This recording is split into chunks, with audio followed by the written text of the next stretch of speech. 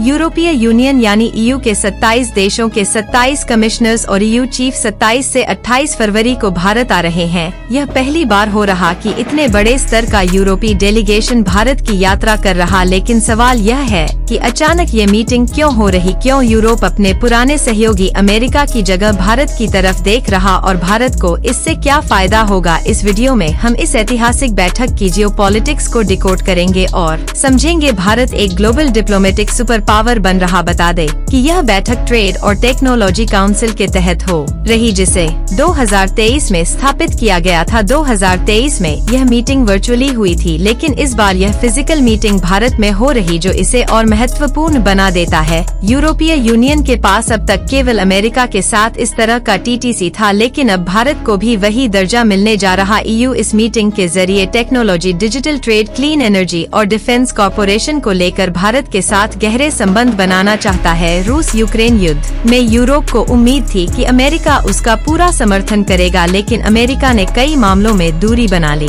है। हाल ही में अमेरिका ने रूस के साथ एक नेगोशिएशन किया, लेकिन ईयू को उसमें शामिल तक नहीं किया। इस घटना के बाद यूरोप को समझ में आ गया कि उसे अपनी विदेश नीति को अमेरिका केंद्रित नहीं रखना चाहिए। ईयू का सबसे बड़ा ट्रेडिंग पार्टनर चीन है, लेकिन अब यूरोप को लग रहा कि चीन उसकी अर्थव्यवस्था और राजनीतिक स्थिरता के लिए खतरा बन रहा। चीन की बेल्ट एंड रोड इनिशिएटिव यानी BRI के तहत उसने कई यूरोपीय देशों को कर्ज के जाल में फंसा दिया। चीन यूरोपीय यूनियन को तोड़ने की कोशिश कर रहा, जैसा कि 2022 में देखा गया था, जब चीन ने 16 पैक्ट फॉर मेट के तहत ईयू के कई देशों को अपनी ओर करने की कोशिश की। कोविड और रूस यूक्रेन युद्ध के कारण यूरोप की अर्थव्यवस्था बुरी तरह से प्रभावित हुई। AP की एक रिपोर्ट के अनुसार 2023 में यूरोप की आर्थिक ग्रोथ शून्य रही। इस आर्थिक संकट से उभरने के लिए यूरोप को एक नया और भरोसेमंद व्यापारिक साझेदार चाहिए और भारत इस भूमिका में फिट बैठता है। साल 2023 में इंडिया ईयू का कुल व्यापार 12.4 लाख करोड़ रहे था, जबकि चाइना ईयू का व्यापार 7.9 लाख करोड़ था। अगर भारत इस मौके को बुना लेता है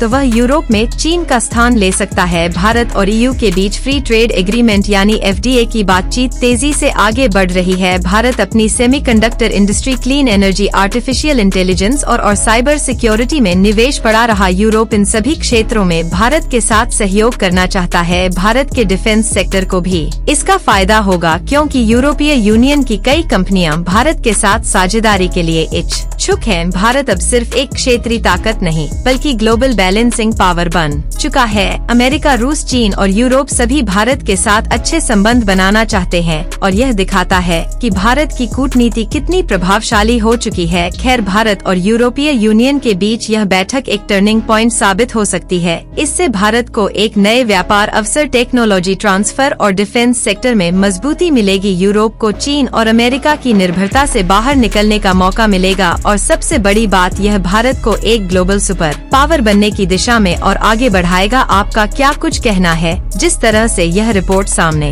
आई है, उसे लेकर कमेंट कर जरूर बताएं।